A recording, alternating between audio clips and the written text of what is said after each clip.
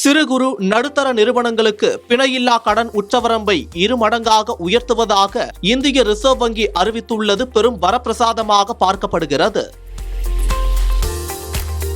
மும்பையில் RBI governor Sanjay Malhotra தலைமையில் நடைபெற்ற ஆர்பிஐ நிதி கொள்கை குழு கூட்டத்தில் சிறு மற்றும் குறு தொழில் முனைவோருக்கு உதவும் வகையில் ஒரு முக்கிய அறிவிப்பு வெளியிடப்பட்டுள்ளது. அதன்படி சிறு தொழில்களுக்கான பிணையில்லா கடன் வரம்பு 2 மடங்காக உயர்த்தப்பட்டுள்ளது. சிறு தொழில்களுக்கு இதுவரை வழங்கப்பட்டு வந்த ரூபாய் 10 லட்சம் பிணையில்லா கடன் வரம்பு இனி ரூபாய் 20 லட்சமாக உயர்த்தப்படும் என ரிசர்வ் வங்கி கவர்னர் சஞ்சய் மல்ஹோத்ரா தெரிவித்துள்ளார். எந்தவித சொத்து பிணையும் இன்றி கடன் பெற விரும்பும் சிறு மற்றும் குறு நிறுவனங்களுக்கு இது பெரும் வரப்பிரசாதமாக அமையும் என தெரிகிறது. இந்த புதிய கடன் வரம்பு வரும் ஏப்ரல் 1 முதல் அனுமதிக்கப்படும் அல்லது புதுப்பிக்கப்படும் கடன்களுக்கு பொருந்தும். பணவீக்கம் மற்றும் தொழில் தொடங்குவதற்கான செலவுகள் அதிகரித்துள்ளதை கருத்தில் கொண்டு இந்த நடவடிக்கை எடுக்கப்பட்டுள்ளது. கடைசியாக கடந்த 2010ஆம் ஆண்டு நிர்ணயிக்கப்பட்ட ரூபாய் 10 லட்சம் என்ற வரம்பு தற்போது மாற்றியமைக்கப்படுவது கடைக்கோடி தொழில் முனைவோருக்கும் வங்கி சேவைகள் எளிதாக கிடைப்பதை உறுதி செய்யும் என ரிசர்வ் வங்கி கருதுகிறது.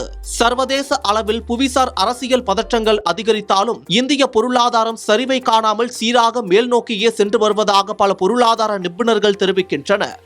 ஐரோப்பிய யூனியனுடன் தடையற்ற வர்த்தக ஒப்பந்தம் மேற்கொள்ளப்பட்டுள்ளது. அமெரிக்காவுடனும் இந்தியா வர்த்தக ஒப்பந்தத்தில் ஈடுபட்டுள்ளதால் இந்தியாவுக்கு நீண்ட கால பொருளாதார பலன்கள் வழங்கக்கூடியதாக இருக்கும் என கருதப்படுகிறது.